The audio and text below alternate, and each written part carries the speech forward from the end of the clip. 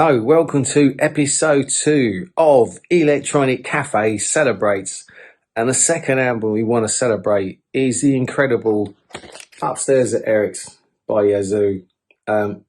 This was the album where Vince had just left Depeche Mode, saw that gig at the Lyceum, and I think Mark and I were kind of thinking, well, why is he leaving a band that's starting to grow? And it all became very clear when this beautiful album was released, a real gem. The arrangements on this album are great. There's a little bit more experimentation in this album than there probably was with Clarke's previous Depeche Mode stuff. But there's also, because of Alison's voice, it's one of the first few albums from electronics that had some real soul to it. Just fantastic. I mean, her voice is insanely good.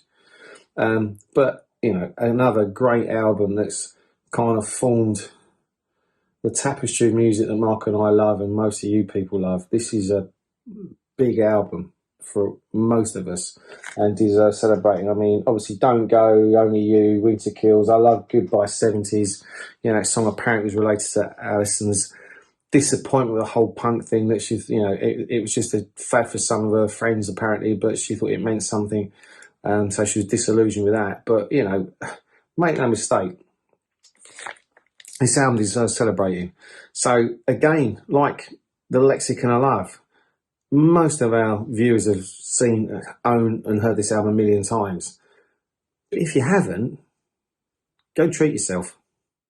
After the success of the debut song Only You, Upstairs at Eric's was an album rapidly recorded in early morning studio time due to Blackwing studio already being booked by Fad Gadget.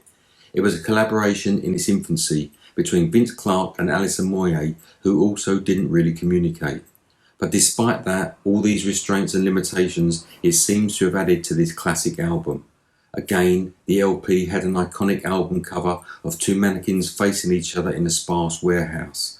And despite reaching number 2 in the UK and number 92 in the US and selling over 1 million copies, reviews were still mixed.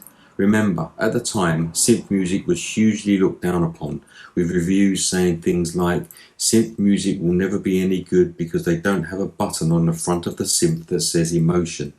Nonetheless, with classic songs like Only You, Don't Go and a US remix of Situation, they all go to make this a classic album still sounding fantastic after 40 years.